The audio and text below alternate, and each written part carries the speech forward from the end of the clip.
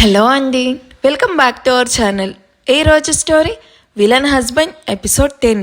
ఇక స్టోరీలోకి వెళ్తే, శైలు మహదీర్ పార్టీ నుండి స్టార్ట్ అయ్యి ట్రాఫిక్లో ఇరుక్కొని దాన్ని క్రాస్ చేసి తమ విల్లాకి రీచ్ అయ్యేసరికి ఆల్మోస్ట్ 9:40 అవుతుంది.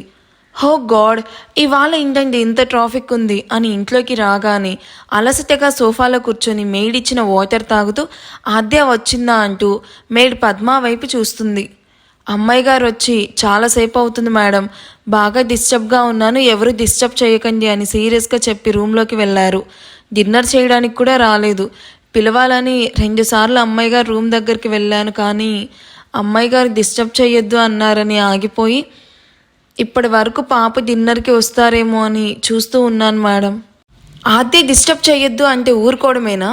తనకి టైంకి ఫుడ్ పెట్టాలనే కదా నిన్ను అపాయింట్ చేసింది అని విసుగ్గా పద్మా వైపు చూస్తూ, సర్లే వెళ్ళి డిన్నర్ తీసుకురా అని చెప్పి, వద్దు అమ్ముకి నేనే ఏదైనా వేడిగా కుక్ చేసి తీసుకెళ్తాను, నువ్వు సార్కి కాఫీ ఇవ్వు అని చెప్పి సారీ చేంజ్ చేసుకోవడం కోసం తన రూమ్కి వెళ్తుంది. కూతురు మీద శైలుకి చాలా ప్రేమ ఉంది, బట్ దాన్ని బయటకు చూపించదు. కారణం మహదీర్ ఆద్యను బాగా గారాబం చేస్తూ ఉంటాడు. తను కూడా గారాబం చేస్తే ఆద్య మాట వినదని కూతురు మీద ప్రేమ చూపించకుండా ఆద్యతో అలా సీరియస్గా బిహేవ్ చేస్తూ ఉంటుంది. శైలును చూసిన మహదీర్ చిన్నగా నవ్వి మెయిడ్ ఇచ్చిన కాఫీ తాగుతూ మాన్య కూడా పార్టీ మిడిల్లో వెళ్ళిపోవడం గుర్తొచ్చి ఫ్రెష్ అయ్యి కిచెన్లోకి వెళ్తున్న శైలుని పిలుస్తాడు. ఏంటండి, ఏమైనా కావాలా మీకు కూడా? ఏదైనా లైట్గా ఫుడ్ కుక్ చేయనా? ఫుడ్ గురించి కాదు శైలు నేను పిలిచింది. పార్టీ మిడిల్లో ఆద్య అంటే హెడ్ఏక్ అని చెప్పి వచ్చేసింది. మరి మాన్య ఎందుకు వచ్చింది? అట్లీస్ట్ వెళ్తున్నట్టు కూడా చెప్పను కూడా లేదు. మాన్యాకి ఇంటి నుండి కాల్ వచ్చిందంటండి.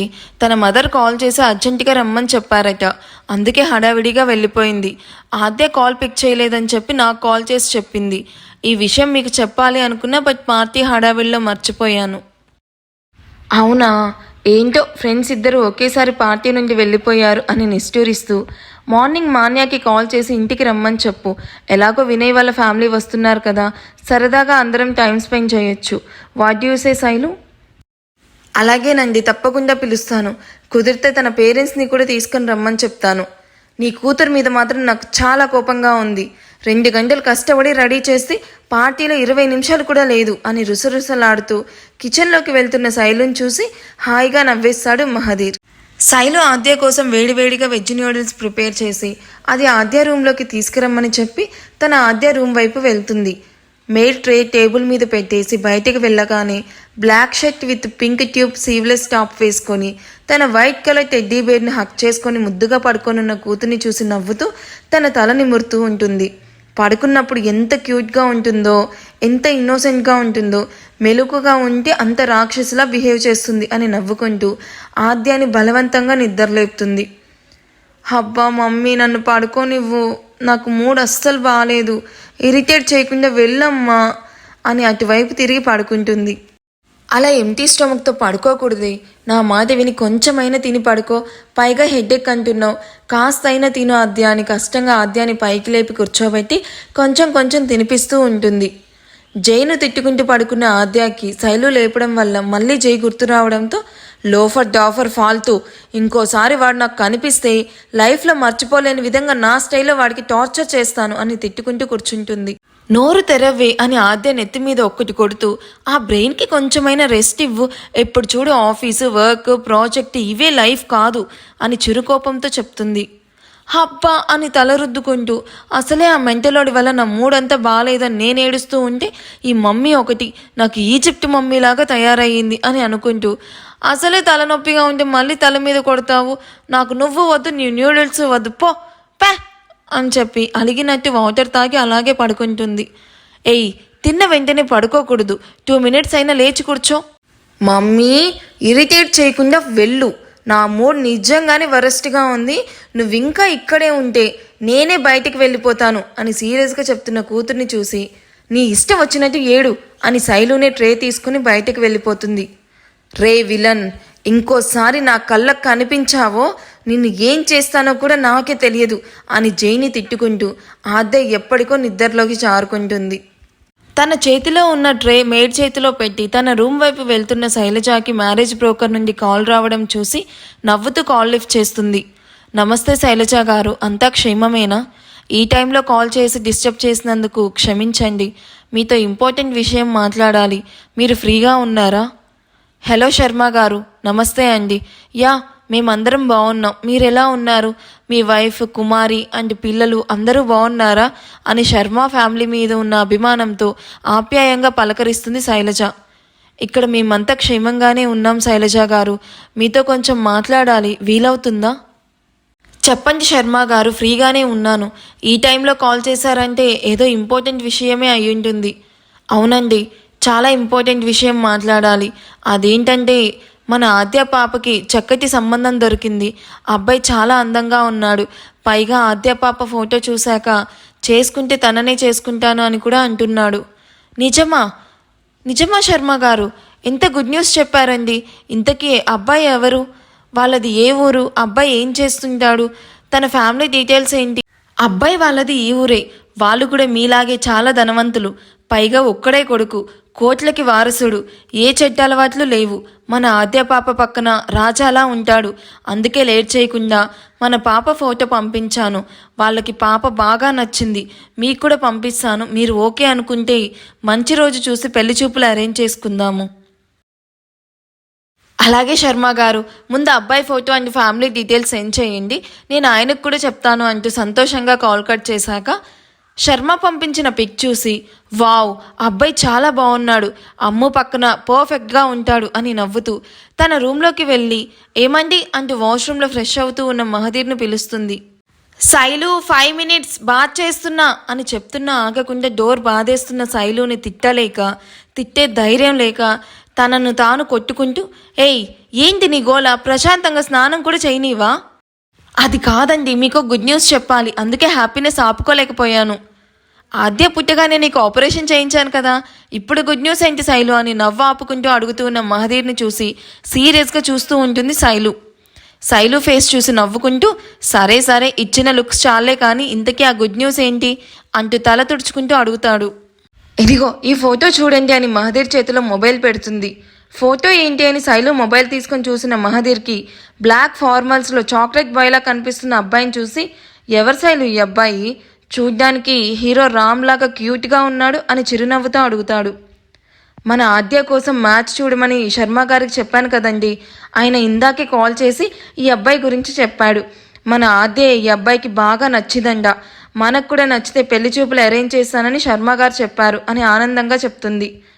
అబ్బాయికి నచ్చడం లేదా మనకి నచ్చడం గురించి వదిలేసాయి. ముందు ఈ విషయం గురించి అమ్ముకి చెప్పావా?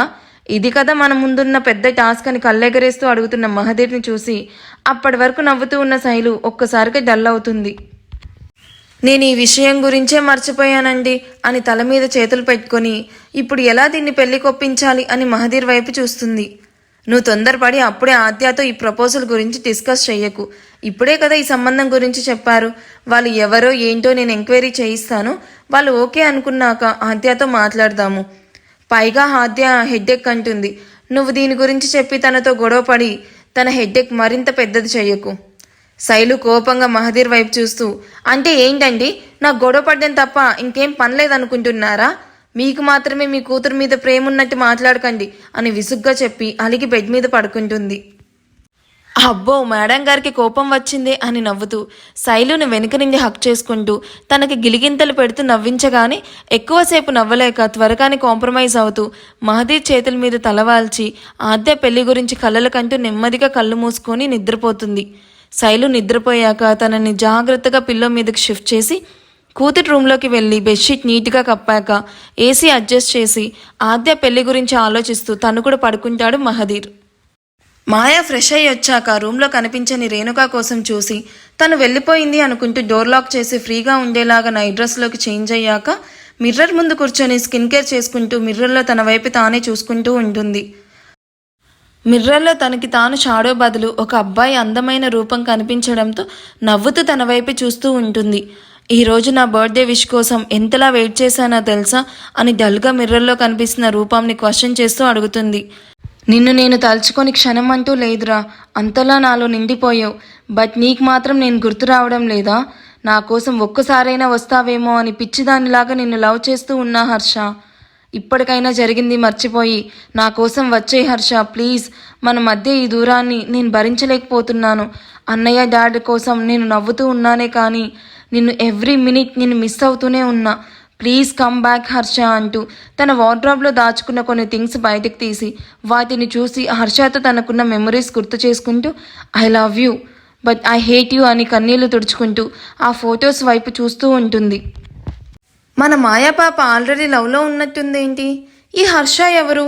వీళ్ళెలా విడిపోయారు? ఏమైనా గెస్ట్ చేస్తే కామెంట్స్లో చెప్పండి. కరెక్ట్గా గెస్ట్ చేస్తే ఫ్యూచర్లో మంచి గిఫ్ట్ కూడా పంపే ఆలోచనలో ఉన్నాము. So don't miss. పార్టీ అని చెప్పి త్వరగా ఇంటికి వచ్చేసిన కూతుర్ని చూసి అదేంటి మాన్యా, పార్టీకని వెళ్తున్నా, రావడానికి లేట్ అవుతుంది అని చెప్పా, ఇప్పుడేంటి ఇంత ఎర్లీగా వచ్చేసావు? పార్టీలో ఎంజాయ్ చేసే మూడ్ లేదు మామ్, అందుకే వచ్చేసాను అంటూ కోపంగా స్టెప్స్ ఎక్కుతూ తన రూమ్లోకి వెళ్ళిపోతుంది. ఏమైంది దీనికి ఇంత కోపంగా ఉంది ఏంటి అనుకుంటూ మాన్య మదర్ కూడా తన వెనకే రూమ్లోకి వెళ్ళేసరికి మాన్య షవర్ చేస్తూ ఉంటుంది. బెడ్ మీద తన wallet, mobile and car keys అటు ఇటు పడేసి తన హీల్స్ని ఒకటి నార్త్లో ఒకటి సౌత్లో విసిరేసి తను వేసుకున్న డ్రెస్ కూడా ఫ్లోర్ మీద పడిపోయి ఉండడం చూసి తల కొట్టుకొని ఎక్కడికక్కడ నీట్గా సర్దేసి మాన్య కోసం నైట్ డ్రెస్ తీసి బెడ్ మీద పెట్టి తన కోసం వెయిట్ చేస్తూ కూర్చుంటుంది. 10 మినిట్స్ తర్వాత ఫ్రెష్ అయ్యి వచ్చిన మాన్య తల్లి వైపు చూసి కూడా ఏమీ మాట్లాడకుండా హెయిర్ డ్రైయర్తో హెయిర్ డ్రై చేసుకున్న తర్వాత డ్రెస్అప్ పై కౌచ్లో కూర్చొని అమర్ను బండ బూతులు తిట్టుకుంటూ ఉంటుంది. ఏమైందిరా, ఎందుకు అలా డల్గా ఉన్నావు అని మాన్య చేపట్టుకుని అడుగుతున్న తన మదర్ వైపు చూస్తూ ఏం లేదు మమ్మీ, ఇవాళ పార్టీలో ఒక పిచ్చి కుక్క కనిపించింది, దాంతో ఇవాళ బాగా హెడ్ఎక్ వచ్చింది, అందుకే పార్టీ మిడిల్లో నుండి వచ్చేసాను. పిచ్చి కుక్క పార్టీలో కనిపించడం ఏంట్రా? అది పార్టీలోకి ఎలా వచ్చింది? దాన్ని అంకుల్ వాళ్ళు పెంచుకుంటున్నారులే మమ్మీ. పెంచుకుంటున్నారంటే మంచి బ్రీడే అయ్యుంటుంది కదా మాన్య. లేదు మమ్మీ, అది డెఫినెట్గా పిచ్చిదే, ఇంకోసారి కనిపిస్తే రాయిచ్చి కొట్టి చంపేస్తాను అని అమర్ని గుర్తు చేసుకుంటూ కోపంగా చెప్పి సరే మమ్మీ, నాకు నిద్ర వస్తుంది, గుడ్ నైట్ మమ్మీ. మాన్య, మరి డిన్నర్ చేయవా? నేను ఆల్రెడీ ఆ కుక్క మీద కోపంతో దాన్ని ఎలా కొట్టాలా అని ఆలోచిస్తూ బిర్యానీ తినేసి వచ్చాను, మీరు తినేయండి మమ్మీ అని ఆవలిస్తూ చెప్పి పడుకుంటుంది. మాన్యాన్ని చూసి ఇది 8-10 లెవెల్లో కనిపిస్తుంది కానీ దీనంత తింగర్ది ఎవ్వరూ ఉండరు అని తల కొట్టుకొని అక్కడి నుండి వెళ్ళిపోతుంది. అమర్ తన బెడ్ మీద పడుకొని పార్టీలో మాన్యతో జరిగింది గుర్తు చేసుకుంటూ నవ్వుకుంటూ ఉంటాడు. నా తింగర్ బుచ్చి, ఈ పార్టీకి నా మీద కారాలు మిరియాలు నూరుతూ ఉంటుంది, నీతో స్ట్రైట్గా వస్తే పని అవ్వదు పాప, అందుకే ఇలా రివర్స్లో వస్తున్నా అని నవ్వుతూ తన మొబైల్లో మాన్య ఫోటో వైపు చూస్తూ ఉంటాడు. నిన్ను షాపింగ్ మాల్లో చూసినప్పుడే నచ్చేసావు మాన్య, బట్ ఆ జై ఆద్య గొడవ వల్ల నీతో మాట్లాడటం కుదరలేదు. బట్ ఆ నెక్స్ట్ డేనే మమ్మీ నీ ఫోటో నాకు చూపించి ఈ అమ్మాయి ఎలా ఉందో చెప్పు, మ్యారేజ్ బ్యూరో ద్వారా సంబంధం వచ్చింది అన్నప్పుడు నా హ్యాపీనెస్కి లిమిట్ లేకుండా పోయింది. ఆ తర్వాత నిన్ను మాయా బర్త్డేలో చూసి ఇంకా సర్ప్రైజ్గా ఫీల్ అయ్యాను. ఇలా మన ఇద్దరికి తెలియకుండానే భలే మీట్ అవుతున్నాము. నీకు గుర్తుందా, ఆ రోజు నువ్వు నన్ను చూడగానే గుర్తుపట్టేశావు, బట్ నేనే నీకు కావాలని కోపం తెప్పించి నీ మైండ్లో నేను రిజిస్టర్ అయ్యేలాగా చేశాను. పెళ్ళికి ముందు ఇలాంటి స్వీట్ మెమొరీస్ బాగుంటాయి కదా మాన్య, అందుకే కొద్ది రోజులు మన మధ్య ఇలాంటి స్వీట్ ఫైట్లు తప్పవు అని నవ్వుకుంటూ మాన్య ఫోటో చూస్తూ ఎప్పటికో అలసటగా తన పక్కనే పడుకోనున్న జై వైపు చూసి వాట్ డియర్, ఇవాళ చాలా హైలో ఉన్నట్టున్నాయిగా నీ ఫీలింగ్స్ అంటూ జై గుండె మీద వాలి మత్తుగా అడుగుతుంది జై old girl friend Nancy. Your right Nancy, ఇవాళ చాలా డిస్టర్బ్గా ఉన్నాను, జనరలీ అయ్యాను. కిస్ చేస్తే నాలో ఫీలింగ్స్ జనరేట్ అవుతాయి కానీ బట్ ఒక అమ్మాయి నన్ను జస్ట్ టచ్ చేసినా నా బ్లడ్ బాయిల్ అవుతుంది. నా ఫీలింగ్స్ కంట్రోల్ చేసుకోవడం చాలా కష్టం అవుతుంది. తన టచ్ నన్ను అంతలా డిస్టర్బ్ చేస్తుంది. ఒక ఫుల్ స్కాచ్ తాగినా రాని కిక్ తన టచ్లో వచ్చేస్తుంది. రియల్లీ అంటూ నాన్సీ తన వంటి మీద బెడ్షీట్ కప్పుకొని కూర్చుంటూ నువ్వు ఒక అమ్మాయి గురించి చెప్పడం ఇదే first time. Who is she జై అంటూ క్యూరియాసిటీతో అడుగుతుంది.